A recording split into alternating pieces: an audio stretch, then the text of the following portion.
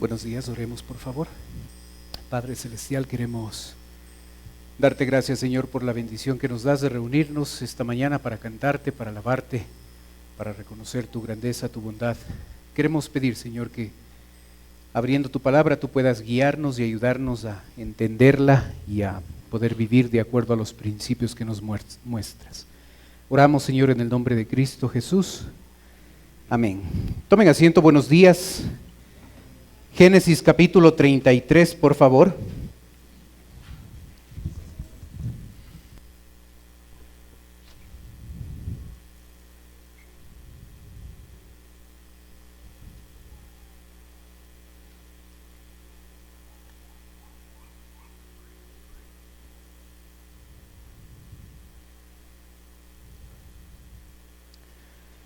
Empezando en el versículo 1, por favor. Como aprendimos la semana pasada, hablamos de un conflicto, de una enemistad entre Jacob y Esaú. Y aquí tenemos el relato en Génesis 33 de cómo estos dos hermanos llegan a encontrarse. Lo que observamos en el verso 1 es que todavía Jacob mantiene temor de ese encuentro con su hermano. El texto dice: alzando Jacob sus ojos, miró y he aquí venía Esaú y los 400 hombres con él.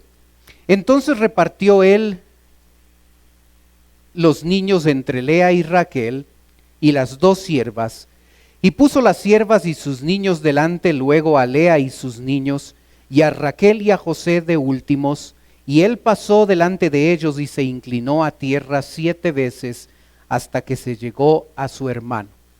Usted puede ver que el texto nos habla de que Jacob divide a toda la gente que estaba ahí en 3 grupos. Lo hace basado en el amor que tenía.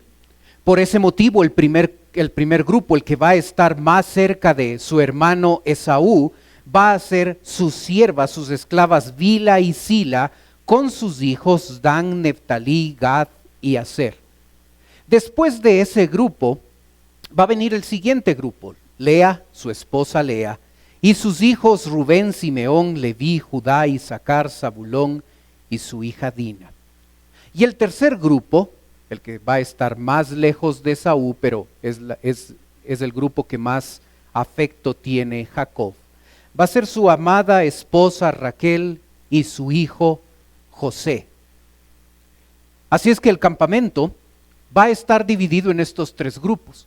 El objetivo de Jacob es que cuando llegue Esaú, si Esaú quiere pelear, el último grupo, el de Raquel, José y en el que se encuentra Jacob, en verdad puedan tener oportunidad para huir. Mientras su hermano llega, este hombre Jacob llega a tomar la decisión de pasar en medio de esos 3 grupos hasta llegar a Esaú, y lo hace inclinándose 7 veces para mostrar su respeto hacia su hermano Esaú. La manera de inclinarse de un judío tiene 2 formas.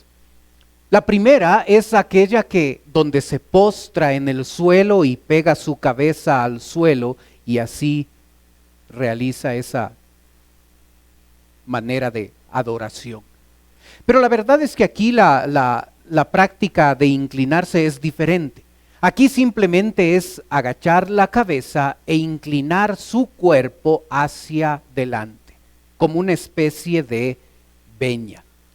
Cuando se lo hace 7 veces, esto era un hábito, esto era una costumbre que se realizaba para gente a la cual uno quería reconocerle como gente importante.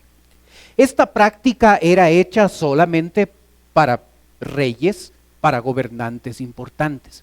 Mostraba que la persona que realizaba la práctica estaba humillándose, estaba poniéndose bajo la autoridad de aquel a quien estaba inclinándose, porque le consideraba una persona importante y a la cual quería dar su respeto. En el caso de Jacob, había mucho más que respeto.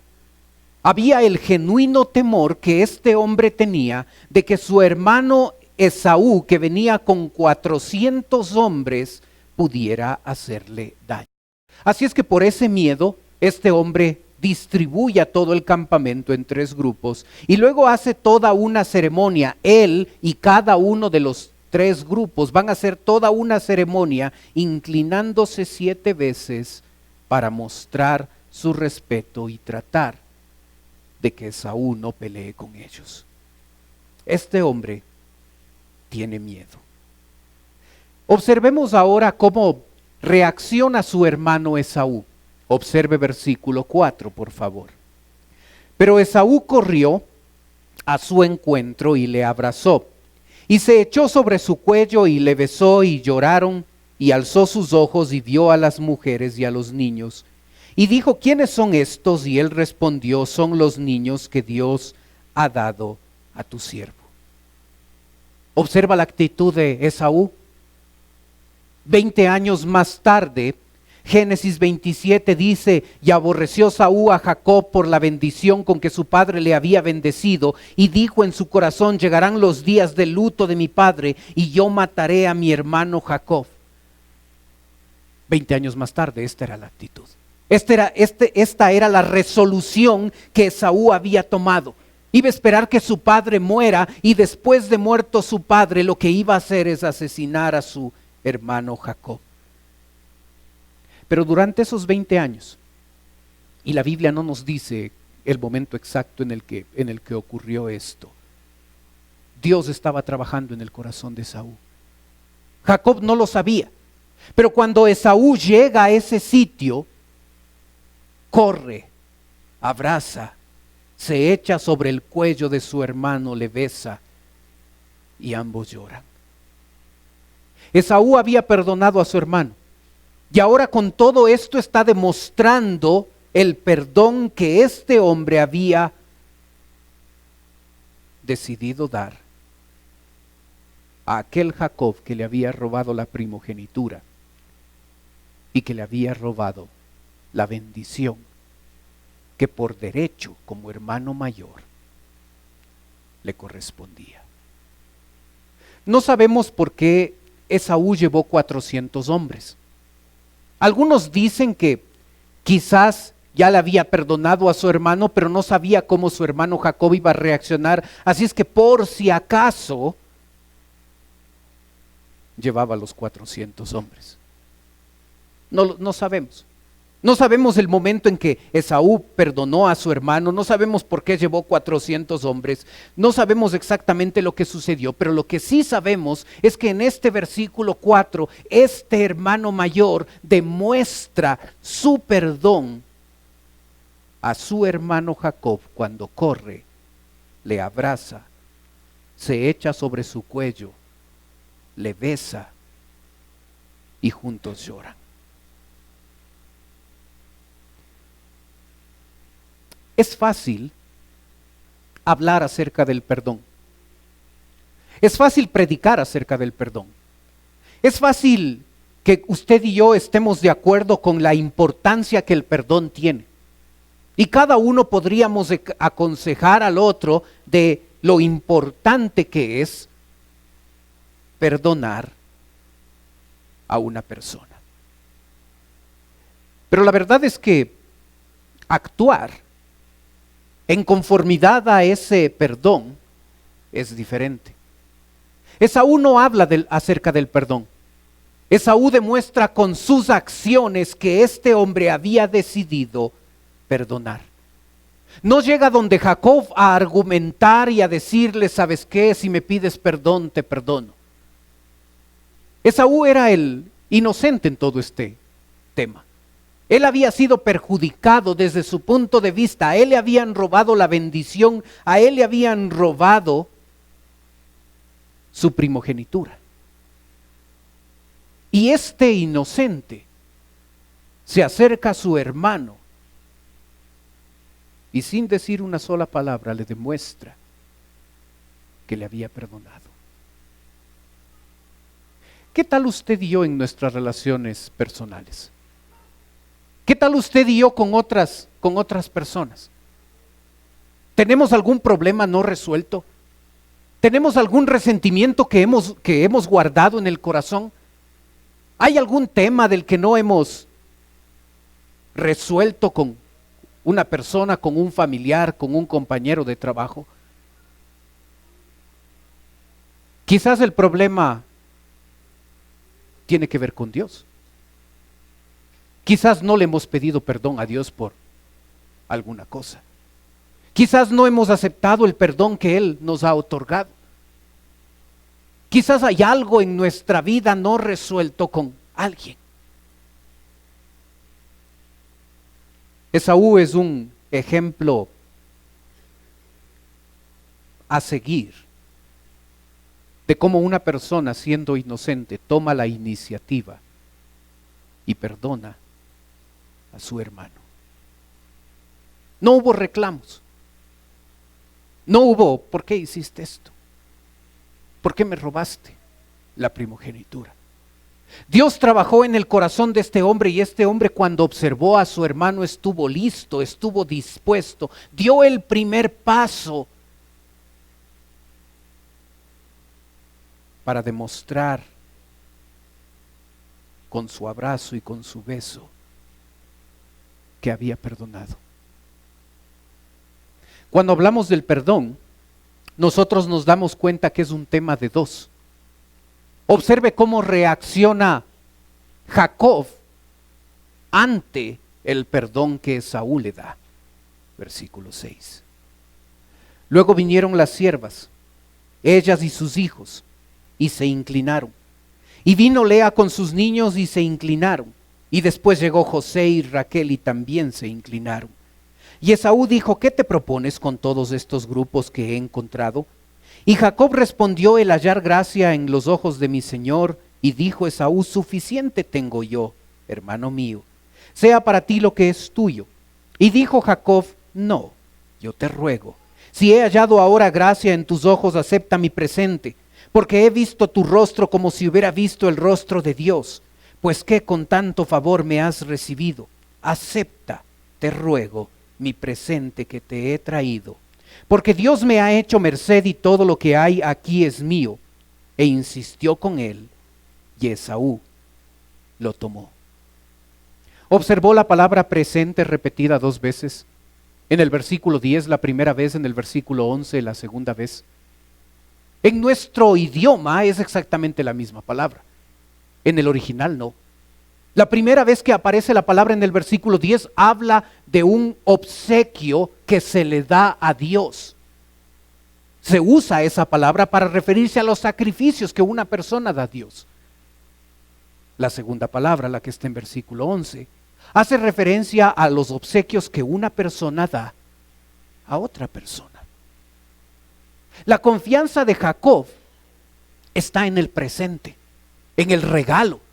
La confianza de Jacob está en el hecho de que a través de ese regalo él va a llegar a sensibilizar el corazón de su hermano para que éste le llegue a perdonar. ¿Recuerda cuál era el presente, el regalo? ¿Recuerda Génesis 32? 200 cabras, 20 machos cabríos, 200 ovejas, 20 carneros, 30 camellas paridas con sus crías, 40 vacas, 10 novillos, 20 asnas, 10 borricos, 580 cabezas de ganado. Era el regalo, era el regalo. No eran los regalos que compramos 3 por 1. No era eso, era el regalo. Y él trató, Jacob, de obtener a través de ese regalo la sensibilidad en el corazón de su hermano. Recuerde una cosa, Esaú ya le había perdonado. Recuerde, eso es importante. Ya en el versículo 4 y 5, Esaú le perdona a su hermano. El problema es del otro lado.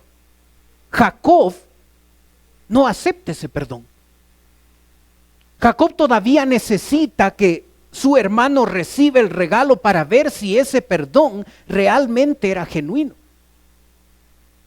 Interesante que Romanos 12 dice: así que si tu hermano tuviere hambre, dale de comer, y si tuviere sed, dale de beber, pues haciendo esto, ascuas de fuego amontona sobre su cabeza. Jacob no quería comprar el regalo de su hermano. Pero aquí sí, en este pasaje de Romanos, se nos da un principio importante. Cuando el enemigo se siente genuinamente amado por el otro, eso hace que haya pensamientos en su cabeza. Ascuas de fuego amontonarás sobre su cabeza. Es una manera de decir que cuando el enemigo recibe un obsequio de aquel que se supone que no le va a dar un obsequio porque es su enemigo, eso va a crear pensamientos que le lleven a meditar a ese enemigo de que este realmente sí me quiere. Realmente no hay lógica para mantener una enemistad. Así es que lo que estaba tratando de hacer Jacob era no comprar el perdón de su hermano, pero era tratar de sensibilizar el corazón de él para que así le perdone. Lo significativo es que Esaú ya le había perdonado. Pero para Jacob todavía no estaba resuelto el problema. La cosa se agrava en el caso de Jacob, cuando en el versículo 12 en adelante observamos la desconfianza que Jacob tiene con respecto al perdón de su hermano.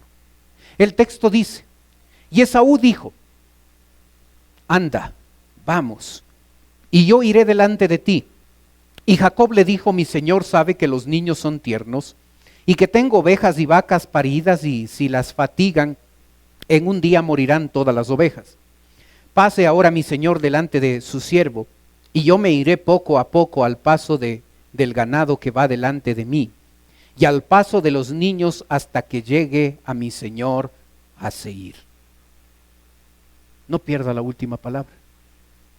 Seir es el lugar, es la ciudad donde vivía Esaú, al sur de la tierra prometida. Jacob se está comprometiendo aquí a ir a donde Esaú está. Lo que está diciendo suena muy lógico. Tengo niños pequeños, tengo mucho ganado, así es que yo no puedo regresar al paso que tú, Esaú, puedes ir con los 400 hombres. Así es que adelántate tú y nosotros vamos a ir al paso de los niños y al paso del ganado y vamos a llegar a tu casa, a Seir. No pierda eso. Lo interesante acá es que realmente no es que la razón principal por la que Jacob quería que su hermano no le acompañe era porque él estaba preocupado por los niños y por el ganado. Él estaba preocupado por su integridad. Todavía no aceptaba el perdón de su hermano, así es que el hecho de que Esaú le acompañe era riesgoso para Jacob. Se enfatiza este hecho en el versículo 15, donde le dice: y Esaú dijo: dejaré ahora contigo de la gente que viene conmigo. Y Jacob dijo: ¿para qué esto? ¿Hallé yo gracia en los ojos de mi señor? Así volvió Esaú aquel día por su camino a Seir. Jacob no quería que Esaú le acompañe. No quería tampoco que le acompañen esos 400 hombres. Esaú, perdonando a su hermano, genuinamente quiere dejarle a los 400 hombres para que estos hombres puedan cuidar a su hermano menor durante todo el viaje. Pero Jacob no lo acepta como un beneficio. No ha perdonado a su hermano. Y sabe, cuando no hay un perdón legítimo y nuestro enemigo nos da algo bueno, nosotros siempre vamos a estar predispuestos, sospechosos, como Jacob estaba. Esaú le estaba dando un obsequio, gente que le proteja para llegar así a Seir. Jacob, como no había perdonado, no lo toma como un obsequio. Lo toma como una amenaza. ¿Por qué quiere dejarme estos 400 hombres? Estos hombres, ¿qué es lo que quiere hacer? Y sabe, cuando no hay una resolución real en un conflicto con alguien, siempre esa persona a la que le falta perdonar, siempre estará predispuesta. Cuando el otro da algo bueno, el que no perdona siempre estará preguntando: ¿y por qué? ¿Y qué querrá? ¿Y qué se trae entre manos? Cuando hay falta de perdón, la predisposición ante la otra persona perdura. La desconfianza de Jacob era tal que llega a tomar la decisión de, en vez de ir a Seir, se queda en la ciudad de Sucot. Versículo 17. Y Jacob fue a Sucot y edificó allí para sí casa para sí, e hizo cabañas para su ganado, por tanto llamó el nombre de aquel lugar Sucot. Sabemos por la cronología que Jacob pasó por lo menos 10 años en esta ciudad. Y lo sabemos porque la hija de Jacob, Dina, era niña. Y en capítulo 34, el siguiente capítulo que vamos a estudiar, encontramos a una jovencita, a la hija de Jacob, llamada Dina, una adolescente, violada por un grupo de hombres. Así es que han pasado 10 años. Jacob le dijo a su hermano: anda nomás tranquilo, nosotros vamos a ir despacio hasta que lleguemos a tu casa allá en Seir. Jacob nunca tuvo el propósito de ir a Seir. Fue a Sucot. Construyó una casa, construyó cabañas para su ganado y permaneció 10 años en ese sitio. Dudaba del perdón de su hermano. Saben, no importa qué dice nuestra boca. Si nuestros actos contradicen lo que dice nuestra boca, esos actos hablan más fuerte que nuestras palabras.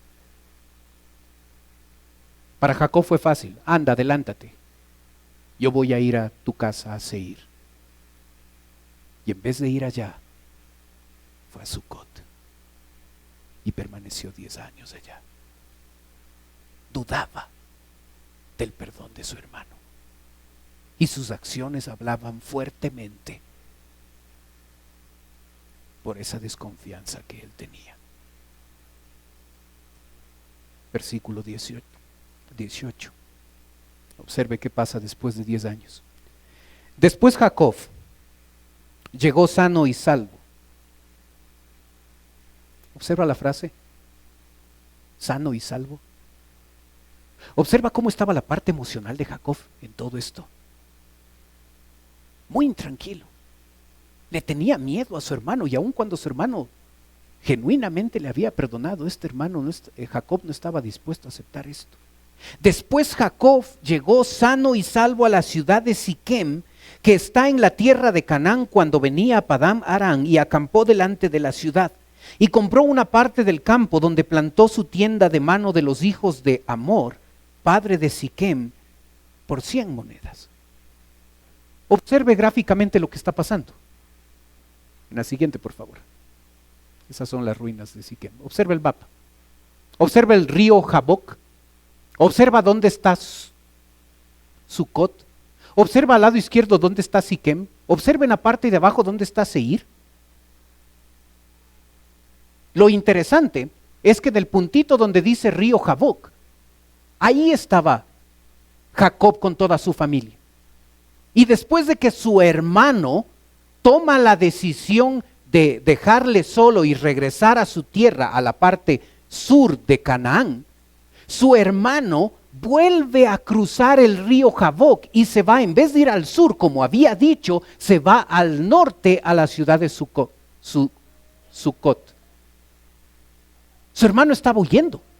Jacob estaba huyendo de Esaú. En vez de acercarse a Seir, lo que estaba haciendo es yendo a la parte norte de Canaán. porque tenía desconfianza. Y permaneció 10 años allí, y después de 10 años va 50 kilómetros al oeste a Siquem.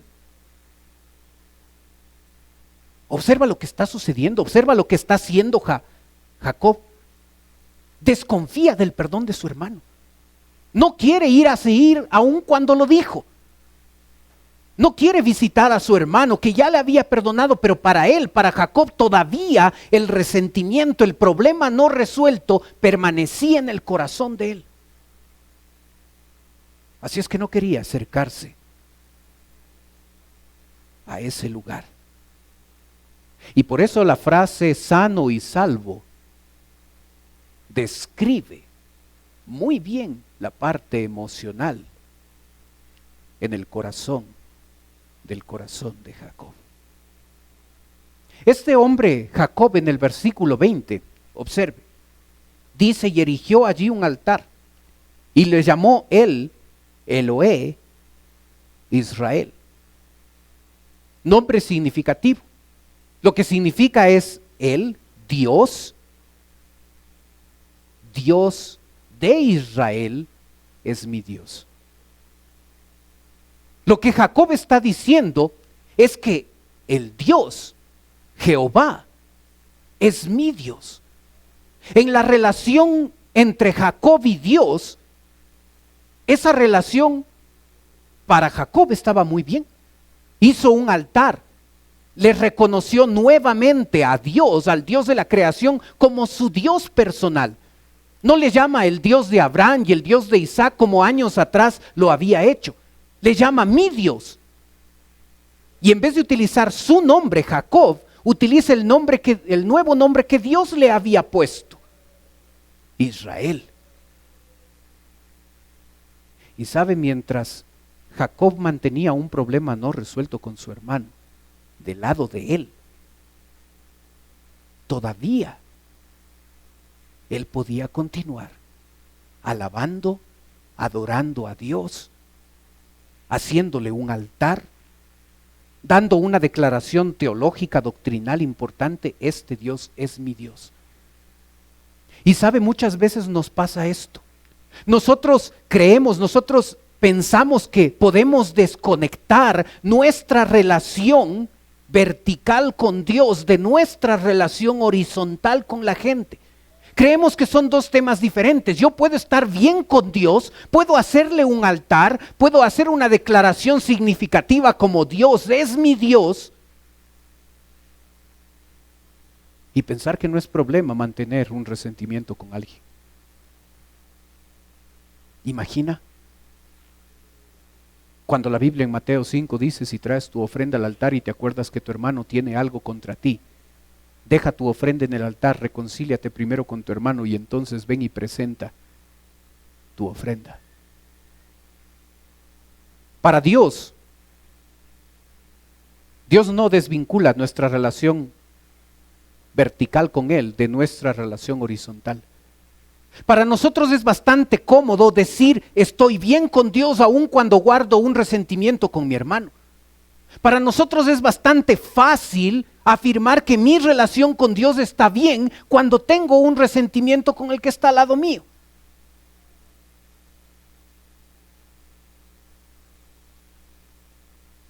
Con el cónyuge, con el vecino, con el compañero de trabajo, con el familiar.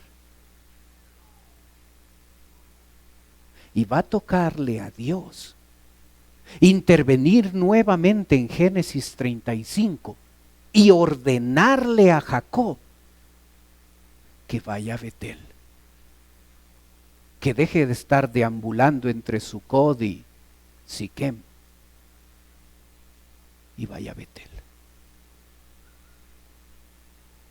Hermano,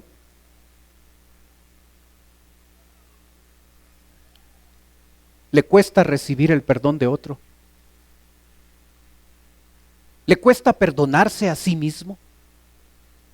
En su relación con Dios, cuando Él dice: si confiesas tu pecado, Dios es fiel y justo para perdonarte, y usted lo hace y confiesa genuinamente ese pecado, y le es difícil perdonarse. Es que esto no debe ser tan fácil. Yo le digo a Dios que pequé en esto y Dios me perdona. No debe ser tan fácil. Y sabe, para nuestra cultura religiosa siempre fue difícil esta área. Gente necesita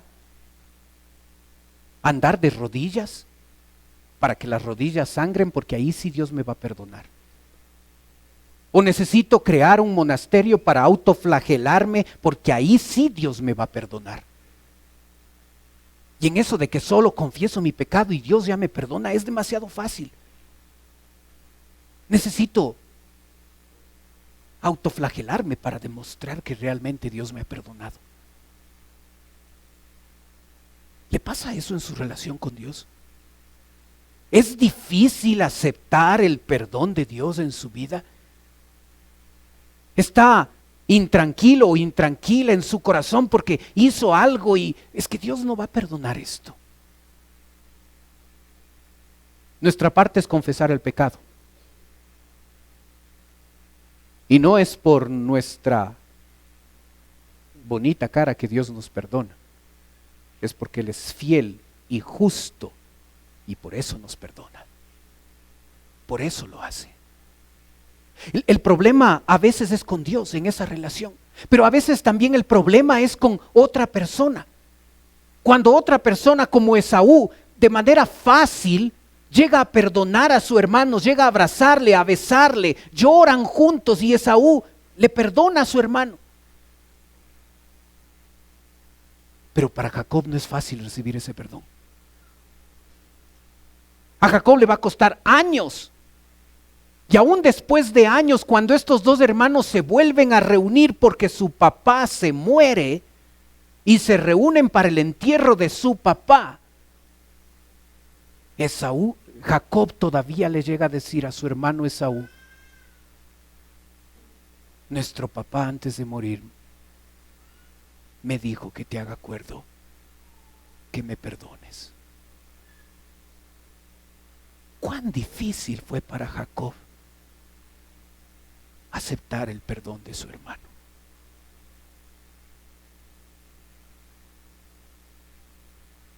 ¿Le pasa a usted eso? ¿Le cuesta recibir el perdón de otro?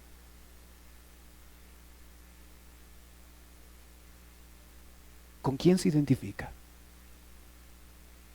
¿Con Jacob, al que le cuesta recibir el perdón? ¿Al que puede llorar?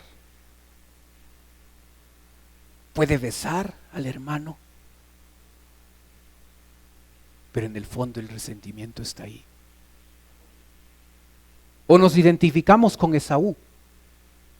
Siendo el inocente, toma la iniciativa, corre ante su hermano, a pesar de toda esa ceremonia de gente y mujeres y niños ahí inclinándose 7 veces y trayéndole un obsequio tremendo de 580 cabezas de ganado, mientras todo ese espectáculo se está realizando ahí, Esaú va, abraza a su hermano, le besa, se cuelga de su cuello y le perdona. Qué tremendo contraste. Esaú es mal ejemplo en un montón de cosas. En esto no. En esto es un ejemplo a seguir. Perdonó fácilmente. Perdonó tomando él iniciativa, siendo él la parte inocente. Al que le robaron la primogenitura, al que le robaron la bendición, toma la iniciativa, le ve a su hermano, se acerca, le besa. ¿Sabe que esa descripción de correr, besar, abrazar y llorar, algunos estudiosos de la Biblia dicen que Jesucristo tomó esa historia, ese versículo 4 y 5, y basado en esa historia relató la parábola del hijo pródigo? El hijo que regresa y su papá le ve y abre los brazos y le recibe. No sabemos si es cierto, pero es significativo cómo Esaú procede. ¿Es resentido usted? Para algunos de nosotros, por nuestro temperamento, es mucho más fácil resentirse.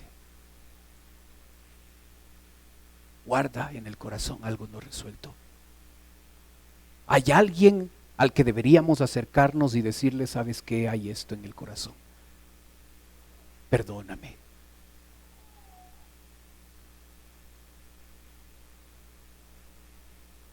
Hermano, es fácil hablar del perdón. Tenemos a Jacob, que de manera externa parecía que se había resuelto el problema. Le abrazó también a su hermano y lloró con él. Pero en el fondo, las acciones que llegó a realizar Jacob demuestran que el problema no estaba solucionado. Así es que, hermano, no importa lo que nosotros en verdad decimos. Podemos dar buenos mensajes, buenos consejos a otros de lo importante que es el perdón en nuestra vida. Pero sabe una cosa, nuestras acciones siempre van a hablar más fuerte que nuestras palabras. Y esa es la frase del día. Tus acciones hablan más fuerte que tus palabras. Podemos tú y yo hablar muy bonito acerca del perdón. Pero nuestras acciones van a hablar más fuerte que nuestras palabras. Y puedes llorar abrazado del cuello de alguien, pero finalmente tus acciones van a hablar más fuerte que tus palabras.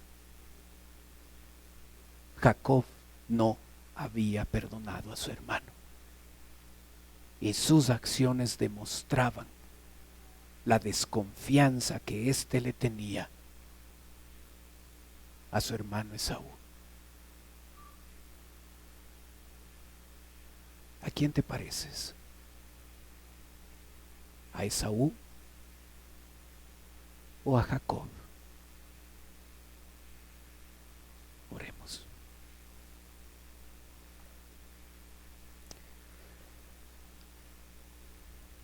Padre Celestial,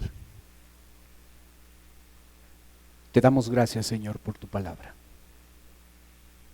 Siempre es buena estudiarla. Padre, gracias porque nos recuerdas que es importante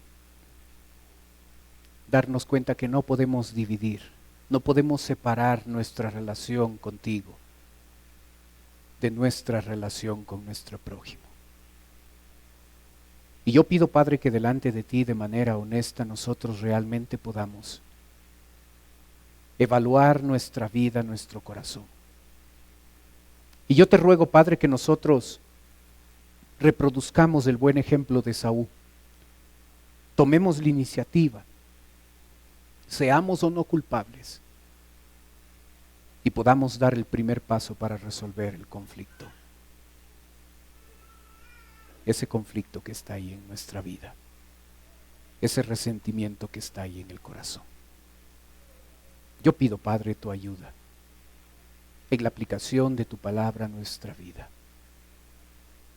Que no se quede como información, que tomemos la decisión de resolver los conflictos, los resentimientos que están ahí.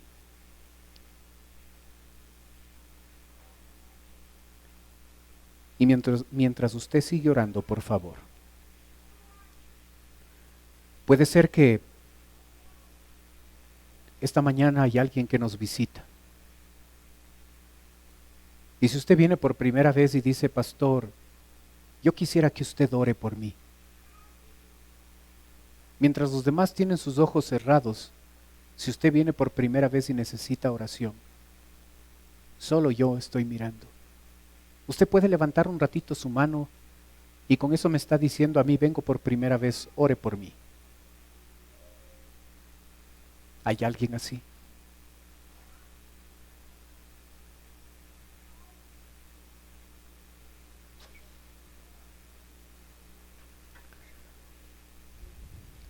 Padre Celestial, te pido por nosotros, tus hijos. Ayúdanos a recordar las palabras del Salmo 133. Mirad cuán bueno y cuán delicioso es habitar los hermanos juntos en armonía, porque allí envía Jehová bendición y vida eterna, porque allí envía Jehová bendición. Ayúdanos, que para ti es bueno, es delicioso que habitemos juntos en armonía. Ayúdanos a dar ese paso para resolver los problemas y los resentimientos en nuestro corazón. Pedimos tu bendición en la aplicación de tu palabra. Oramos en el nombre de Cristo Jesús. Amén. Puestos de pie, cantemos por favor. Mirad cuán bueno y cuán delicioso es. Mirad cuán bueno y cuán delicioso es habitar los hermanos juntos en armonía, porque allí envía Jehová bendición y vida eterna, porque allí envía Jehová bendición. Mirad cuán bueno y cuán delicioso es. Mirad cuán bueno y cuán delicioso es habitar los hermanos juntos en armonía, porque allí envía Jehová bendición y vida eterna, porque allí envía Jehová bendición. Porque allí envía Jehová bendición y vida eterna, porque allí envía Jehová bendición. Mirad cuán bueno y cuán delicioso es.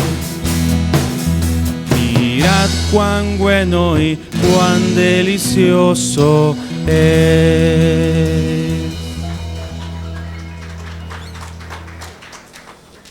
Amén.